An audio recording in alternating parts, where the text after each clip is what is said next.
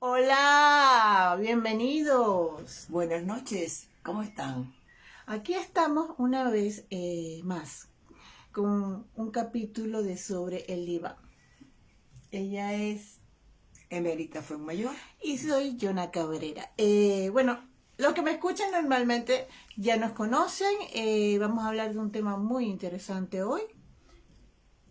Se trata de la resiliencia, pero del inmigrante. Sí, cómo los inmigrantes de hoy en día tienen esa fortaleza y esa resiliencia. Y vamos a hablar sobre todo del pueblo venezolano. Porque lo que hemos emigrado y que nos hemos encontrado en países que han recibido inmigrantes de muchas partes del mundo, si hablamos de España, de los Estados Unidos, de Europa en general, eh,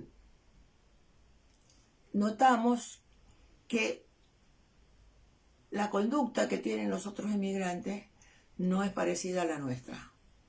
Es decir, normalmente nosotros nos asimilamos muy rápidamente y aunque podemos ser colonia en el sentido entre comillas, podemos hacer colonia de vez en cuando, eh, normalmente aprendemos el idioma, normalmente nos integramos en un trabajo o desde la propia cultura venezolana nos expandimos. Es decir, están los chefs de cocina, están los restaurantes venezolanos, está la universalización de la arepa y esa cantidad de cosas Que realmente pienso, bueno, que hoy en día realmente la migración no recae solamente en el venezolano, todo el mundo o todo el planeta se está moviendo en todas direcciones. Hay una crisis mundial económica, hay una crisis de guerra en varios lados, entonces, bueno, se está moviendo. Hay un Pero cambio climático que, por ejemplo, hay ciertos países de África que con la sequía comienzan a tener una miseria eh, más marcada que tradicionalmente, entonces también tienden a emigrar. Pero yo creo que hay una cuestión de la comunicación global también que hace que la gente se no mueva. tenga tanta resistencia a moverse. Claro, porque están permanentemente recibiendo información y están sobre todo recibiendo imágenes.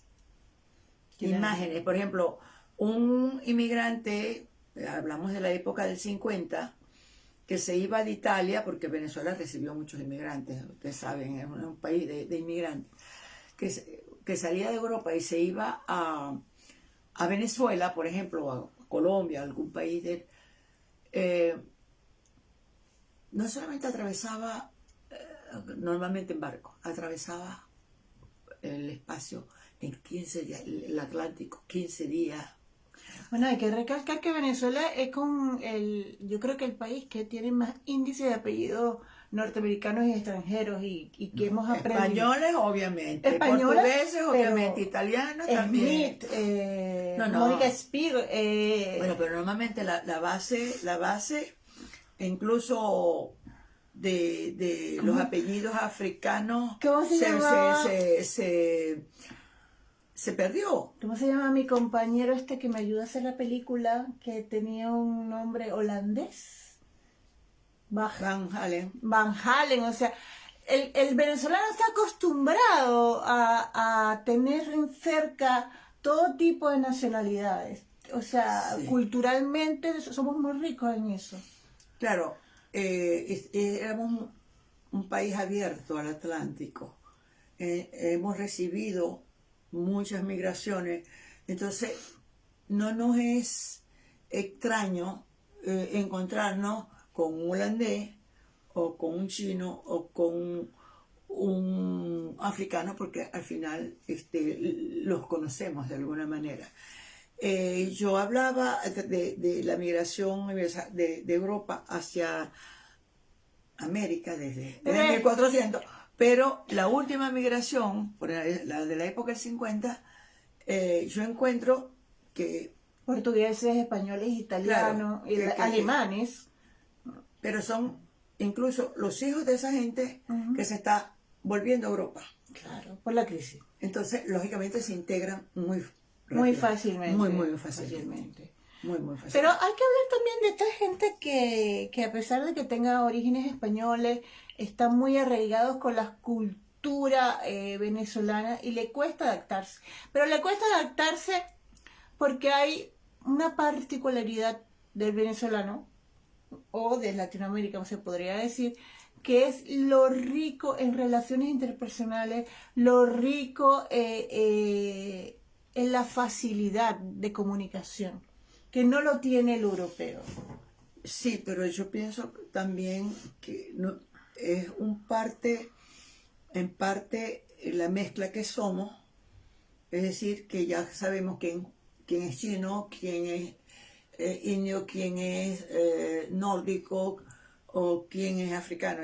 No nos sorprende. Cabruja decía que a pesar de que en una época determinada, creo que la dictadura de Pérez Jiménez, Fue la dictadura que... intentaron hacer la imagen de un venezolano con un sombrero de cogollo y bailando joropo. Mi sombrero copa como bailando joropo. Y bailando de cogollo, bailando joropo. Eso es absolutamente falso. Bueno, pero... Eso fue una imposición nacionalista que no tenía ninguna base y que obviamente... pero se dice que Pérez Jiménez sí le facilitó la llegada en los años 50 a la migración europea porque la palabra era mejorar la raza, ¿no? Sí, era más ya fuerte. habíamos hablado de eso. No, pero el hecho es que no nos podían reducir realmente a una región, que en esos casos los llanos, una región que estaba bien lejos de las costas del Mar Caribe, bien lejos de la selva, es decir, justamente el centro de Venezuela, pero que se había desarrollado con un mestizaje hispano-indígena. Pero es que exactamente indígena. En cambio, el resto del país... El resto de Latinoamérica no tenía ese mismo apertura a otros países porque... Lo que yo tengo entendido es que, bueno, Venezuela, por la ubicación que tiene, ha llegado a la mayoría de los barcos. Estamos mestizando, estamos conociendo otras culturas desde 1400, 1500. No, claro. Justamente nosotros somos maracuchos, sabemos bien de eso, porque el puerto de Maracaibo era el que recibía realmente la mayor cantidad de barcos que venían de Europa, pero también recibía las mercancías que venían incluso desde Ecuador. Incluso de Perú, por el Pacífico, no podían salir, entonces hacían la subida hasta Colombia. Pues se podría decir... Y llegaban por Colombia a Maracaibo. Es decir, que esa mercancía, incluyendo el oro y toda esa mercancía llegaba a Maracaibo y salía, de 1500. y salía hacia Europa.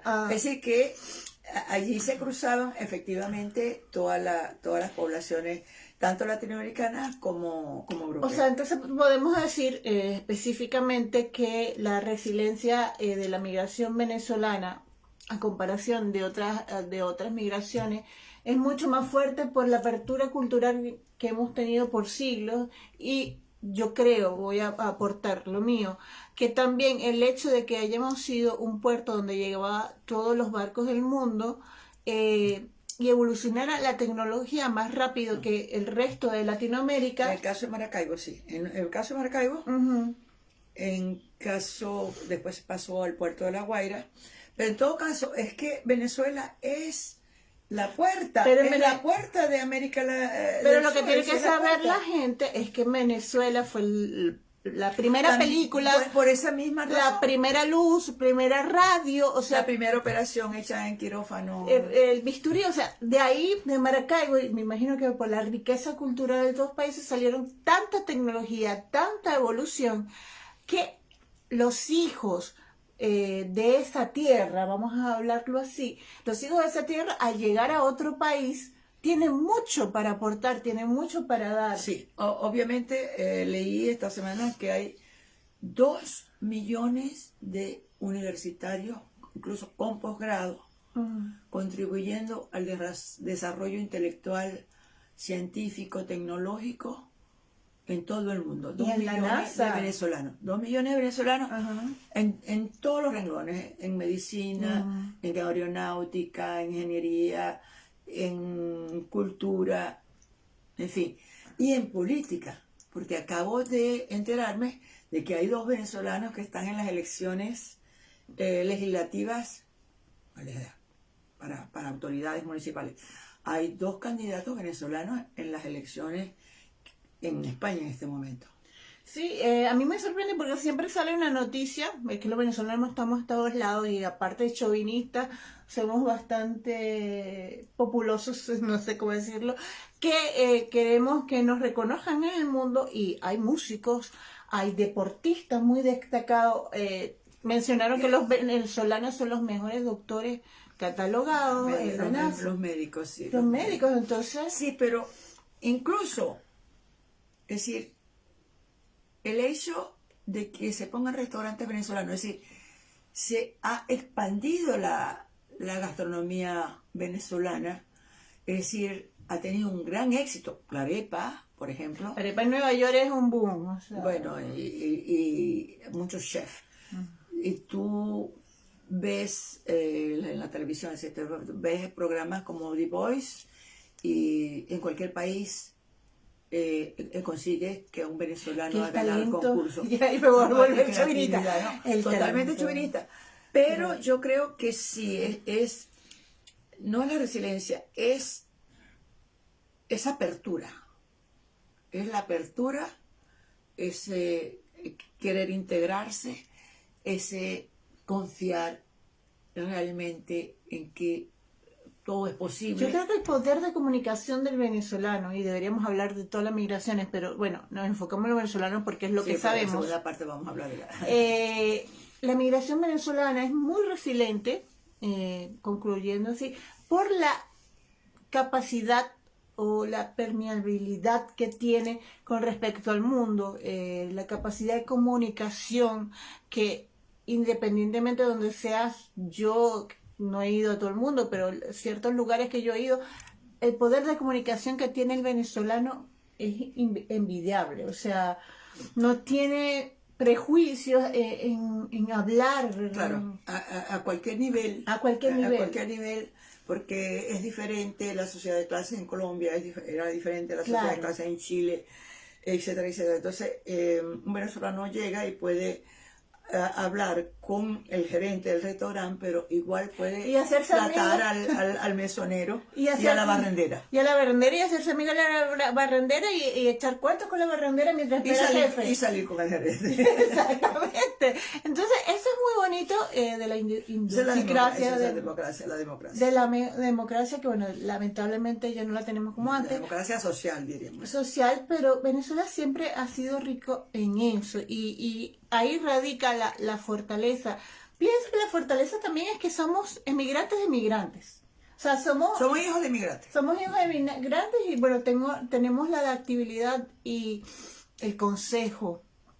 Pero yo creo que también ha ayudado mucho las nuevas tecnologías, es decir, el hecho de que la comunicación, el cordón umbilical se mantiene a través del WhatsApp, a través del Facebook, a través del teléfono, porque como yo te hablaba de los inmigrantes que llegaron, por ejemplo, en el 50 a Venezuela, que se tardaban por lo menos 2 semanas en llegar porque tenían que tocar varios puertos, etcétera, etcétera. Pero para enviar una carta 3 meses. Se podía esperar una carta cada 3 meses. Claro. Entonces, no vamos a decir que la resiliencia y la fortaleza, pero el apego con la familia del venezolano, particularmente, es una de las trabas que se encuentra para seguir adelante. Es decir, que de no haber esa comunicación permanente, bueno, pero estamos hablando... sería bastante difícil, habría mucha gente de regreso. Sí, pero estamos hablando precisamente, iba a eso, estamos hablando de la mayoría, Pero hay un porcentaje, y no es tan chiquito el porcentaje, de mucha gente que no soporta y se está regresando, a pesar de la crisis económica que hay en Venezuela. Dicen, prefiero pasar roncha en mi país que pasar roncha en otro lado, ¿no? Ok. O sea, es un caso de por qué no te adaptaste, ¿no? ¿Qué pasó ahí? Un break, un break. Ujú. Bueno, estamos hablando particularmente de los venezolanos. Pero hay que hablar de los ucranianos, No, tenemos que hablar de los pero árabes, habría que africanos. comparar Ujú. esta inmigración que no es única. No es única. Es decir, no solamente los venezolanos, Latinoamérica está moviendo. Se decía que era 1492 era la llegada, y la llegada de los europeos a América en este momento es al revés, es los latinoamericanos Invadiendo. que regresan realmente a Europa y a los países Pero desarrollados. tenemos que recalcar que Y a los países desarrollados, porque hay venezolanos en Japón, hay venezolanos en China, hay venezolanos en Rusia, hay venezolanos en Grecia, hay venezolanos en todos lados, pero en Angola, en Dubái, en Dubái, no sé hasta qué punto los idiomas son algunas trabas. No siento que haya países que sean realmente pobres, países también como los centroafricanos, etcétera, etcétera, que reciban realmente inmigrantes en este momento, pero en la mayoría de partes, que en Australia, en Japón, en Chile, en cualquier lado, puedes conseguir un restaurante venezolano, puedes conseguir un venezolano en un laboratorio. pero también hay que cualquier lado. también decir que el venezolano invade, tipo árabe, invade el sitio que llega, ¿no? No. Mira España o mira Chile. El ejemplo de Chile. Santiago está Bueno, pero, venezolanizadísimo. bueno, pero sí. Por la cantidad, ¿no? También es mucho la migración que fue para allá. España porque lógicamente como es colonia, las hay leyes, mucho pasaporte. tenemos el mismo idioma y es una gran facilidad. Y había la posibilidad, o hay creo, la posibilidad de pedir la nacionalidad española. A los 3 años, 2 años creo. Entonces es una gran facilidad. Pero yo creo que fue particularmente por la cultura y por el idioma. Somos muy parecidos. Por el idioma. Somos muy parecidos Por el idioma, culturalmente. porque no hay trabas. Es decir, ya hablo español, voy, pongo una empresa, voy y trabajo y no se pierde. Pero también es que Venezuela tuvo mucho migrante español, por lo tanto hay muchos que ya tenían pasaporte español como bueno, abuelos. estamos hablando de hijos de. Hijos de, exacto. Pero no todos los inmigrantes son los hijos de inmigrantes. Uh-huh. Gente que nunca había pasado por España, que está viviendo allá en España. Es más, había un chiste en las redes creo que lo había visto, de la persona que estaba pidiendo información de cuál era el camino para llegar a España. Ajá, sí. Y estaba preguntando cuáles eran los buses que había que tomarlo. Claro. Entonces, a mí me sorprende. ¿Qué bus tengo que tomar para llegar a Aquí yo he visto gente en Francia que se enfrenta a Francia. Francia no es fácil, amigos, lo digo. Pero se enfrenta a Francia con poco conocimiento, sin título, sin idioma, y eso es ser fuerte, no es eso, ser resiliente. Y no estoy hablando de gente venezolana, estoy hablando de todo tipo, mexicanos, chilenos, sí, se adaptan muy rápido, pero guatemaltecos, o sea, mucha gente. Y no se hace colonia, es decir, la diferencia, por ejemplo, para la integración y para el aprendizaje del idioma y todas esas cosas, reside en que no se hace gueto. Porque, por ejemplo, hay países... A mí no concuerdo tanto, aquí va a estar de gueto. Hay gueto, árabe. Bueno, pero los venezolanos no. Porque el venezolano se integra, pero estoy hablando de la otra... Justamente estoy hablando de de la diferencia. Es decir, aquí uno llega a un distrito que dice, bueno, ese distrito es absolutamente africano. Sí, aquí. Sí, este sitio es totalmente musulmán. San Denis. Entonces, Ajá. significa que se van agrupando y van creando una especie de gueto. Sí, un París aparte. O una colonia, tipo colonia. Así son colonias dentro de el país donde llegan, ¿no?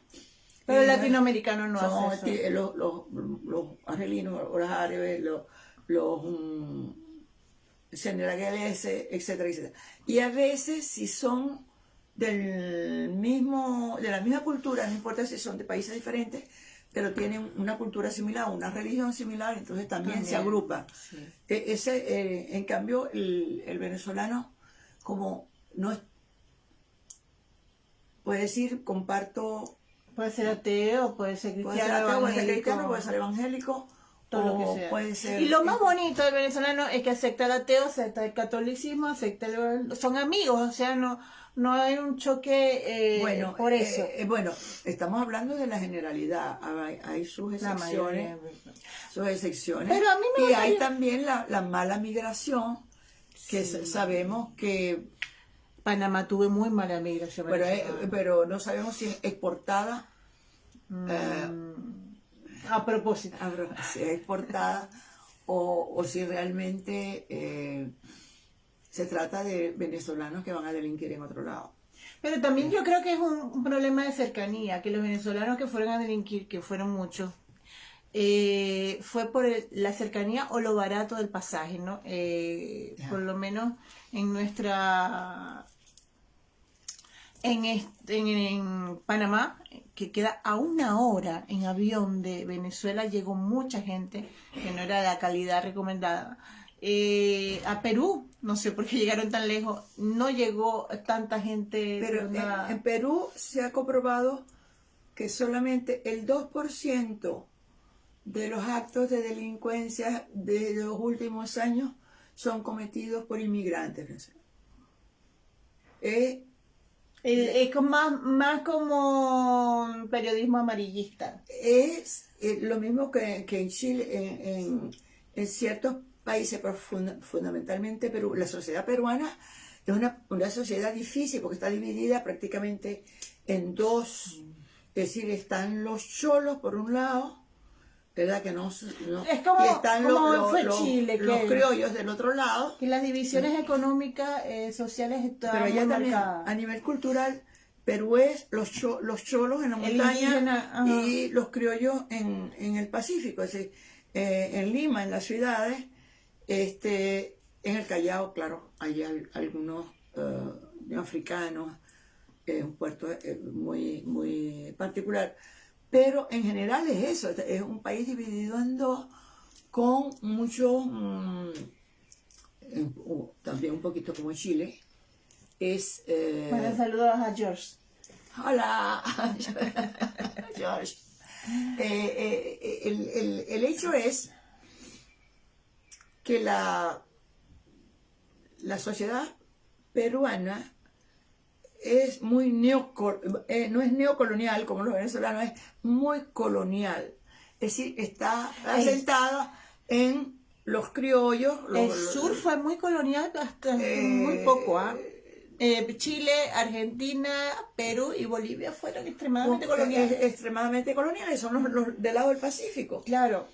Entonces, no así Brasil, no así Venezuela, es decir, que están abiertos hacia el Atlántico mundo. Y que tienen la relación mucho más fácil, más directa. ¿Qué sucede con la resistencia de la sociedad peruana, con sus excepciones? Chilena no, porque los chilenos habían tenido un exilio y habían salido mucho para obligatorio, Venezuela, mucho para Venezuela, pero fundamentalmente esas sociedades que comienzan a proyectar sus males sobre el extranjero, no es la primera vez en la historia,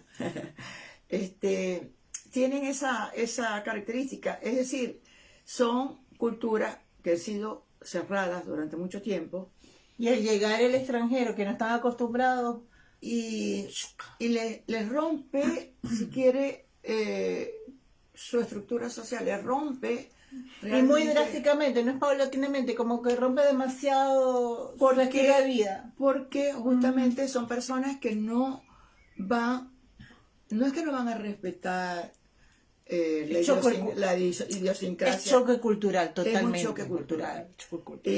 Y ese choque cultural es la resistencia, es decir, todo cambio trae una resistencia. Entonces, ajá. sí hay una resistencia de la sociedad peruana a asimilar a la inmigración.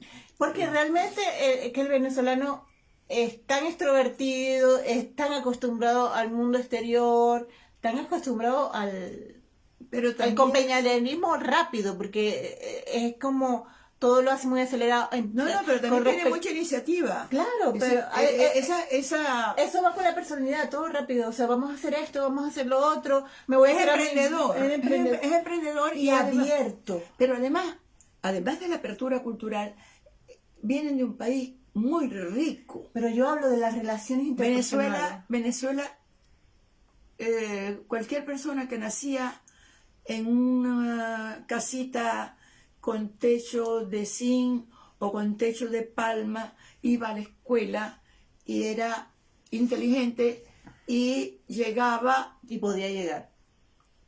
y lo guiaban y llegaba a la universidad, tenía beca, y las becas Gran Mariscal de Ayacucho lo demandaban para cualquier parte del mundo. Entonces se formaba y la movilidad social era posible, era muy fácil. Es decir, Pero bastaba estudiar y trabajar para para llegar. hacer la movilidad social que esos países como Ecuador, que ha cambiado bastante, Ecuador, Perú y Chile, no podían. Primero porque las universidades eran privadas, la educación era privada. Todavía no se puede. Bueno, todavía en Chile la universidad es privada. Sí. Entonces, Venezuela venía de otros sistemas.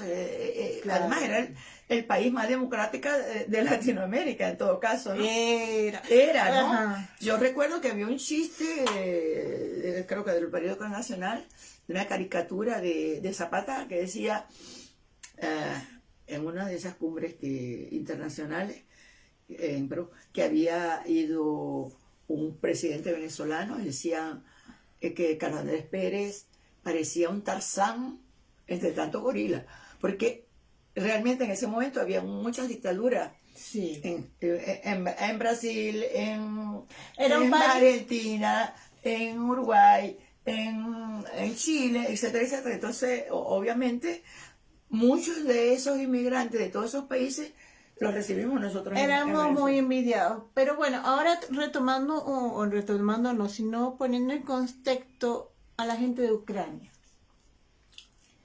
Bueno. A la gente de Ucrania que ha sido muy bien aceptada acá en Francia. Pienso que... Muy apoyada por el gobierno. Muy apoyada por el gobierno francés. No tanto otros países. Y hay que reconocer, a mi juicio, y a lo mejor estoy en contra de muchas opiniones, pero a mi juicio está bien que el gobierno francés seleccione la migración.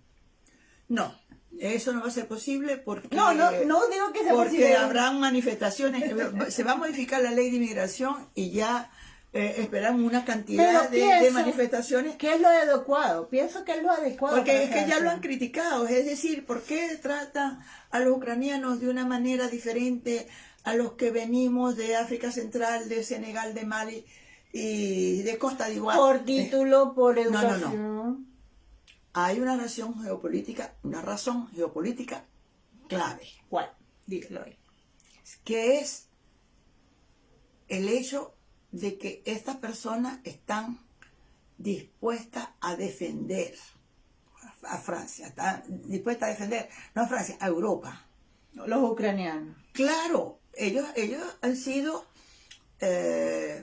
golpeados y han salido y han sido bien recibidos, pero han sido bien recibidos porque cualquier país europeo sabe, y eso lo sabe hasta Finlandia por las reacciones que todos quieren entrar en la OTAN, en lo que no están en la OTAN, que tienen que hacer una alianza, tienen que ser juntos una fortaleza y fortalecer la OTAN, porque lógicamente estamos en un momento de movimiento Pero, pues, de geopolítica en donde Asia, creo que es un problema económico, ¿ah? Asia es China y Rusia unidas,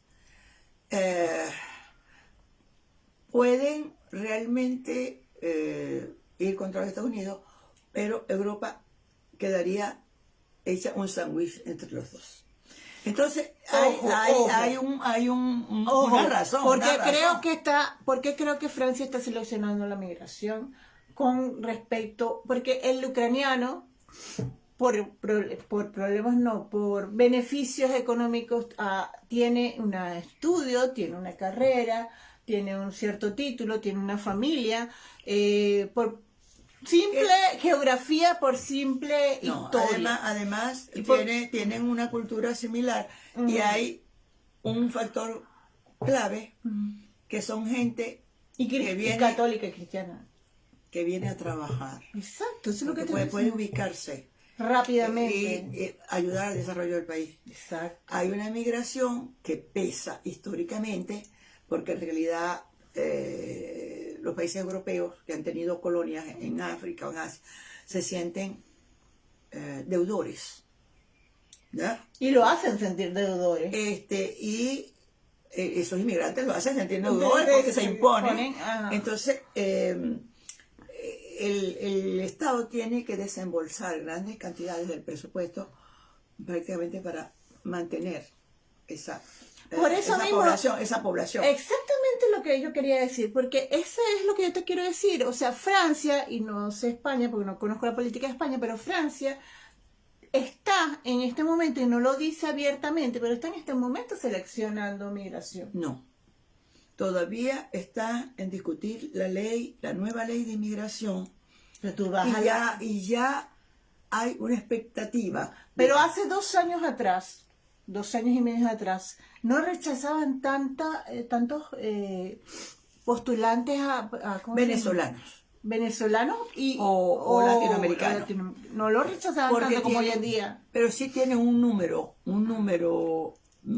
pautado de aceptación de inmigrantes, y creo que en este momento estamos al tope porque están llegando más colombianos, que aquí hay bastantes colombianos, están llegando muchos colombianos. Pero aquí venezolanos no hay como en España. El venezolano prefiere España. Por el idioma. Por la cultura, pero, claro. No tienen que hacer el esfuerzo de entrar en otra cultura, en otro idioma. El venezolano no llega hasta acá tan fácilmente. Y además en esta burocracia, en este estado estricto, tan estricto, tan racional, que choca de pronto con la cultura latinoamericana y la venezolana. Pero bueno, vamos a plantearnos. ¿Cuántos minutos llevamos? No sé, pero dentro de poquito que terminamos con esto, ¿no? Yo quiero recalcar que deberíamos hablar y hacer un podcast sobre la guerra de Ucrania, que es una gente que, bueno, como voy a ser cristiana, voy a decir algo muy, muy religioso o muy espiritual, que es cuando el Dios o el destino te pone a pruebas con momentos y problemas tan fuertes como los vivió el venezolano, de hambre, de hambruna, de desesperación. Le toca al ucraniano, que ha salido como salió el venezolano de Venezuela a pie a Perú, por ejemplo. El ucraniano tuvo que hacer lo mismo por momentos de desesperación. Y creo que hay que darle un aplauso a los ucranianos de esa fortaleza de salir de la guerra, como alguna vez aplaudían los judíos, de esa fortaleza, porque hay ejemplos. Bueno, si vamos a hablar de resiliencia, hablemos de los judíos. Sí, exacto. Porque después de tanto exterminio, de tanto campo de concentración, hay que aplaudirlo. El creador de la palabra resiliencia es un judío. Pero hay casos donde un niño salió a pie sin su papá, sin su mamá, tendría como 8 años, de la guerra por sí mismo, con un niño que era su hermanito de 3, 4 años. Entonces, eso demuestra que las dificultades sacan del ser humano Sí, lo más heroico. Lo más heroico que posible que puede. Sí, pero también no hemos hablado de las dificultades del venezolano para salir del país, por lo de los pasaportes, por lo de la economía, la pobreza, de no poder pasar. Por la corrupción del pasaporte. Por no poder pasar. Hay que hablarlo sin tabú. Por la corrupción. O porque en un momento determinado cerraron la frontera con Colombia. Es decir, todas esas dificultades que decíamos que íbamos a quedar como Cuba, que íbamos a estar cerrados. Esos pasos por la selva de Darién. Toda esa situación que es de desespero. Yo creo que... Ojo, pero el desespero es mundial. Lo que quiero No, recalcar sí, en pero, este podcast es que el venezolano es muy resiliente. El venezolano es una alegría al país que vaya. Pero hay otros países. Pero hay una diferencia fundamental. Cuando tú hablas del ucraniano, el ucraniano sabe que está en Europa. Sabe que va a llegar a Francia, o va a llegar a España, o va a llegar a Alemania, y en cierta forma no va a tener tantas diferencias culturales como Ni tanta distancia. un africano, o como un árabe, o como un latinoamericano. Pero bueno, puedo elogiar también al africano o al árabe que se atreve a salir de sus países de guerra, que también es mucha fortaleza. Claro, ellos tienen como una, voy a decirlo, una tribu, como una fortaleza familiar. Hablamos del gueto, Pero es de la tribu, colonia. Es tribu, es que se apoyan entre sí, que eso es muy bonito, igual que los judíos.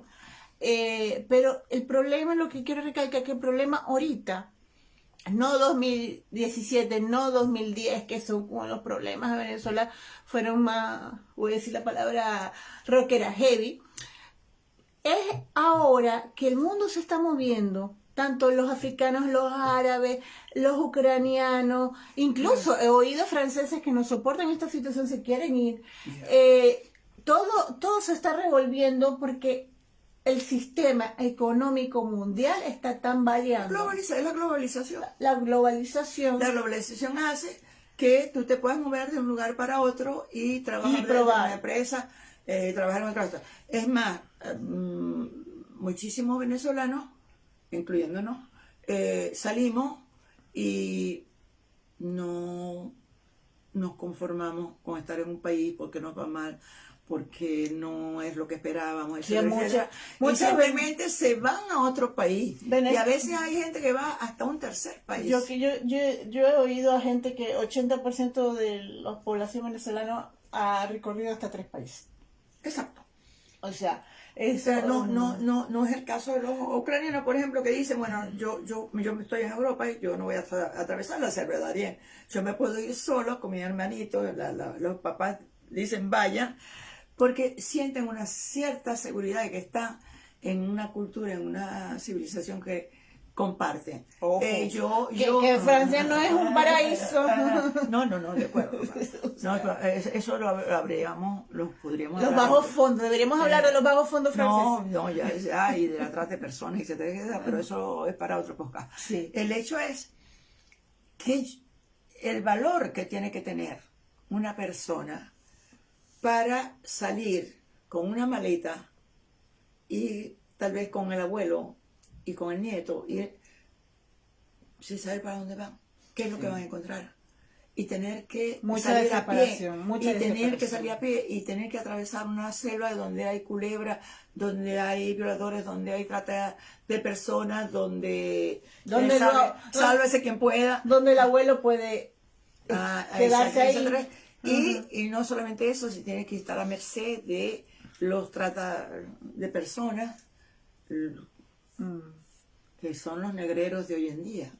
Los negreros, si los africanos llegaron de manos de los negreros en los barcos a América y a España, a todas partes, pues estos tratantes de personas son los nuevos negreros de... Sí, pero no hemos hablado de otra población que fue muy afectada y bueno, lo que pasa es que se fue a un solo país y punto, pero sufrió mucho. que es el pueblo cubano. El pueblo cubano hasta el día de hoy sufre y como ya pasaron de moda o ya hay otras personas afectadas. No, ya hay una gran cantidad de personas, bueno, ya hay una inmigración completa de cubanos afuera, sobre todo que Pero todos se dirigían a Estados Unidos, claro, por eso, y a España. a España. Pero fueron graves su situación de migración. El niño Julián, que es un caso, búscalo en el Google, bastante terrible. El niño que se fue solo a Miami en bote. Que lo mandaron. Que lo mandaron y después lo reclamó Fidel. Ay, pobrecito. Entonces, gran... Ese desgarramiento. Es que eso es lo que iba a decir. El desgarramiento de los cubanos fue terrible. Claro, pero también el de los venezolanos. Claro, porque fue en diferentes épocas, con diferentes recursos, pero fue lo mismo.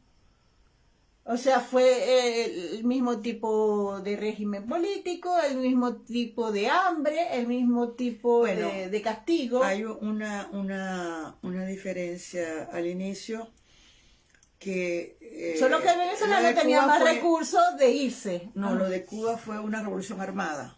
En consecuencia, todo el mundo se cayó de sorpresa y todo el mundo salió, e incluso el mismo Fidel mandó los Marielitos allá a los Estados Unidos, que salieron en masa y se unieron de una vez y conservaron fuera, sobre todo en Miami, su colonia cubana. Lo que pasa es que el problema de Venezuela... Pero el de Venezuela no, el Venezuela fue gota a gota, es decir... A eso iba. Y había como un engaño de que iba a respetar eso. La decepción fue en el... En el 2005, 2006 fue la decepción. 2007. No, en 2005, 2006, cuando hizo la elección bueno, que perdió y que después él ganó, porque él ganó en el Congreso. Bueno, es decir, que no respetó absolutamente la elección. Allí fue el quiebre realmente de las esperanzas 2007. Pero justamente entonces muchos nos quedamos pensando de que no iba a ser una dictadura, el que problema no iba a ser un es genocidio, sino que nos íbamos a poder yo me voy a meter en política. Ya el socialismo del siglo XXI, inventado por el difunto Chávez, fue una estrategia, a mi parecer, fue una estrategia para esconder lo que realmente quería para el país, que era el comunismo, y no es el socialismo, porque quiero recalcar aquí que el socialismo no es lo mismo que el comunismo. Absolutamente no es lo mismo. Muchos países socialistas aquí en Europa no es lo mismo. No tienen nada que ver. No son lo mismo, o sea, ni siquiera en concepto, o sea, una cosa es el socialismo, otra cosa es el comunismo, y ellos, esos rojitos nos querían llevar al comunismo engañados, porque sabían que no claro, iba a ser aceptado. Por lo tanto, las elecciones nunca fueron transparentes, por lo tanto, siempre fueron marañadas, por lo tanto, siempre hubo un te pago y unos sobornos, siempre, hasta siempre. Que lo que pasa es que el venezolano está tan acostumbrado a la democracia, tan acostumbrado a que las cosas medio funcionaran. A dejar pasar, también hay una cierta sobrevivencia, no. Algo que es positivo y que al final también es bastante perjudicial, es que nosotros no percibíamos al Estado como una amenaza. Es decir, psicológicamente hablando, psicológicamente, bueno, se pasó la época de independencia y después cada quien tuvo la manera de sobrevivir. Es decir, el Estado no estaba tan presente en la vida, porque se continuó los vínculos de parentesco, la sociedad fueron creciendo. Hubo una ruptura, la sociedad petrolera. No, la inteligencia de la gente que se fue en el 2002, entonces, me saco el chapó. O sea, y que sacó su dinero y vendió sus propiedades, etcétera. Bravo. Entonces, está desprevenido, pero fue la inexperiencia. Está desprevenido, es decir, nunca se había enfrentado a grandes Pero, catástrofes históricas es que desde la independencia. esto fue planeado. Esto fue... Bueno, sí, pero no vamos a continuar con la política. No, Sigamos, quiero sigamos con eso. hablar de un cuento que eso salió en las redes y a mí me lo contaron, fue en la universidad, que es la simbología o la analogía del sapo que lo ponen en una olla de agua, La ranita. y le van poniendo un mínimo de agua. de fuego al agua y Se va cada vez calentando. y se va adaptando, o sea, se va calentando esa agua, pero la No ranita siente el peligro. no siente el peligro, no salta, no huye, porque realmente es casi imperceptible cada vez que se va hiriendo o cocinando o matando la ranita. Bueno, pero el hecho es que Eso es lo que nos pasó en los venezolanos. bueno, que hubo un periodo de latencia y como no era una población acostumbrada a emigrar, entonces hasta que no hubo realmente hambre, hasta que no hubo realmente peligro de morir literalmente de hambre, que no, el ya- peligro de morir por el y por de el la, otro. por la violencia, etcétera, Y por hasta que la situación no se puso tan negra, tan peligrosa, tan invivible, porque la falta de luz, por la falta de agua, por la falta de Pero medicina, yo por la pienso falta que lo pues, principal de es la todo. falta de, a mi juicio, ¿no? Porque desde mi punto de vista, por mi situación, ¿no? Pero creo que la situación mía en particular le pertenece a todos, ¿no? Cuando tú no tienes acceso a la salud por ningún motivo, cuando tú no tienes acceso a la protección en las calles, porque creo que es lo primordial. La seguridad. La seguridad. Eso es constitucional, es decir... Y cuando tú no tienes alimentos, porque fueron las tres razones, porque yo también, yo no me quería ir de Venezuela. En realidad todas las leyes deberían Amparar esos tres. amparar la vida de los ciudadanos. Entonces, y en el 2010, 2011, 2012, no, vamos a hablar desde el 2007 al 2017, creo que la cantidad de enfermedades que hubo por la falta de... Sí, la cantidad de gente que murió, incluso en diálisis, que no tenían No, diálisis. es que no había recursos para los hospitales, no había higiene, no había jabón, no había cloro, no había agua en los hospitales. no había agua y el agua salía con barro. Entonces tú dices, hay que irse, o sea, aquí o me muero o me voy. Y esa es la situación de todos los venezolanos. Bueno, por eso te digo que cuando ya llega una etapa de desespero, entonces ahí es cuando el peligro de pasar la selva de Darién No te resulta parece más tan atrás. peligroso. Es un riesgo, pero es un peligro, pero tienes la esperanza. Y no así la de quedarte. Entonces es en busca de la esperanza que se saltan todos esos peligros, y cuando el venezolano llega realmente a un sitio de destino donde hay una pequeña posibilidad Agua. de vivir en buenas condiciones, entonces es un emprendedor. Ya cualquier problema no le va a parecer chiquito. y va a seguir con su fuerza emprendiendo.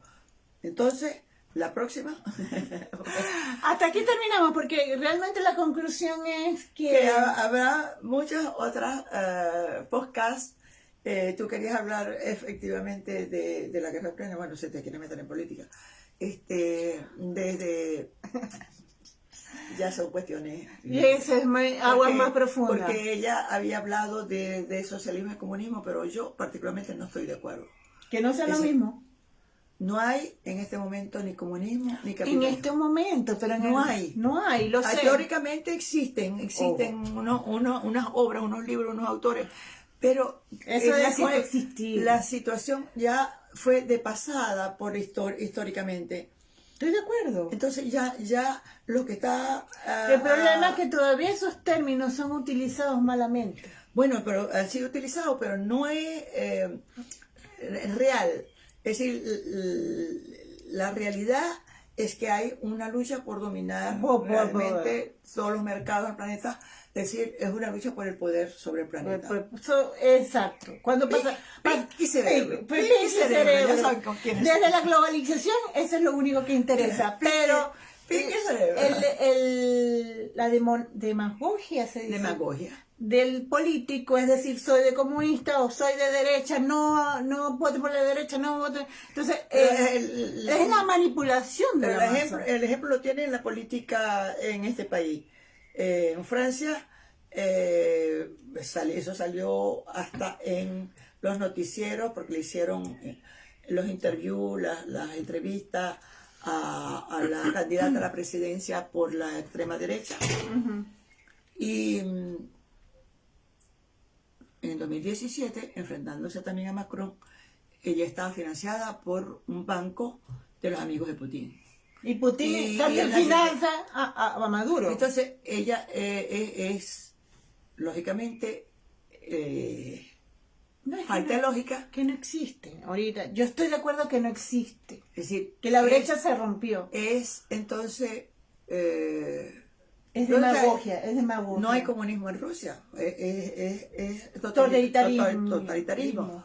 Igualmente en China, es totalitarismo. Venezuela no hay comunismo. Entonces, totalitarismo. Entonces, no estamos hablando de socialismo, de ideales, de buenas ideas, de ideología. No. Estamos hablando de gobiernos totalitarios tipo Corea del Norte y de lo que está pasando mundialmente, que no tiene absolutamente nada que ver Vamos a hablar con el dominio de los mercados. El dominio del mercado, que nada más es la agenda 223. O 223, sí, 223. Así que vamos a... No, 2030 es la agenda. Vamos a cerrar.